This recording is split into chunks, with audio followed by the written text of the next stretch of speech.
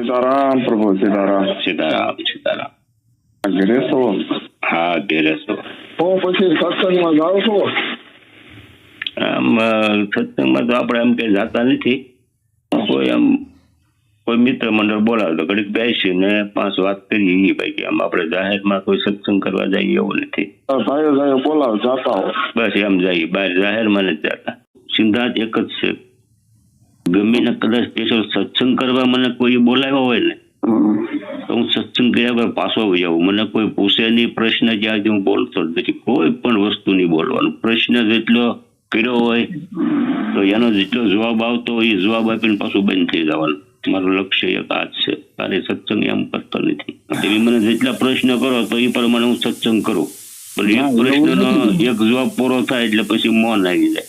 એવું નથી. કાયમના આપણી લાઈન ઉપર જે સાધક હાલતા હોય, જે આપણે 5-10 વર્ષ થાય આપણને ખ્યાલ હોય કે આ સાધક છે કે આપણા માર્ગદર્શન હેઠળ હાલે છે, આપણે કઈ એ પ્રમાણે સાધના કરે છે, એવા સાધકની સામે બેસીએ તો પાછું ખબર પડી જાય કે એને પ્રશ્ન કરવાની જરૂર નથી રહેતી.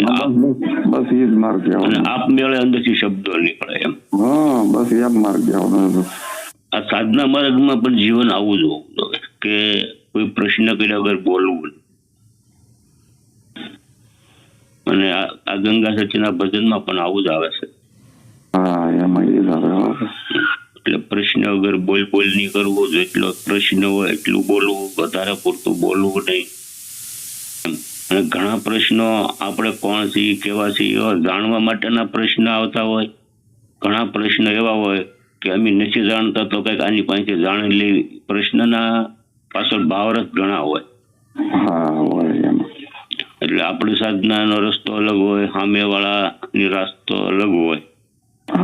એટલે જેટલું પૂછ્યું હોય એટલું બોલવું, એમાં જ આપણી સાર્થકતા છે.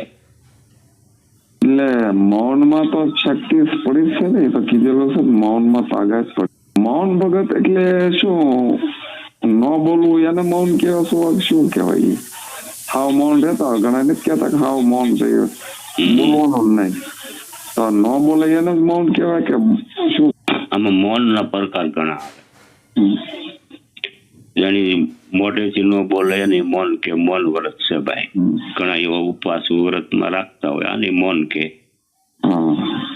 મૌન એવું છે કે મોઢેથી બોલવું નહીં, ગુરુનું જતન કરવું, ભગવાનનું નામ લીધા કરવું, આને એક જાતનું મૌન જ કહેવાય, આંતરિક. પણ અમારા ગુરુ પરંપરા અનુસાર જે મૌનની પરિભાષા શીખવા અને મૌનમાં જે ગાવાની કે છે, ઈ મૌન અમારા માટે ઈ હાસું છે. અને પછી ઈ મૌન ધારણ અમે કરતા હોય અને પછી જીભથી બોલતા હોય તો એનો કોઈ અમને અફસોસ નથી. મૌનમાં એક ગુરુ ભજન થાય અથવા તો આપણા અજંપા થાય.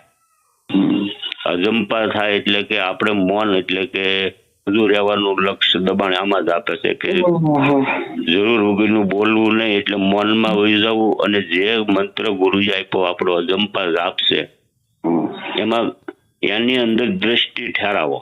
બોલવાનું નથી, મંત્ર જપવાનો નથી. એમ એની અમુક ખાલી ધ્યાન રાખો અને એને જોવો અથવા તો સુરતથી એને પકડી અને એને સાંભળો.